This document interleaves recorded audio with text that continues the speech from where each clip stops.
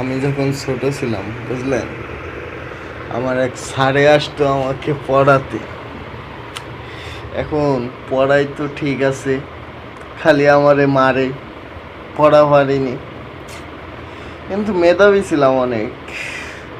এখন কি হয়েছে, আমার তো মানে স্যারের পরে একটু রাগ আছে। পরে আমি আমার বাসার ছাদে গেছি এক বালতি পানি নিয়ে।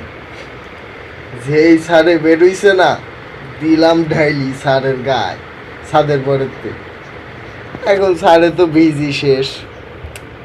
এখন স্যারে বাড়ি যাবে কি বলি, আর থাকলো আমাদের বাসাতে লুঙ্গি দিয়ে চেঞ্জ করলো।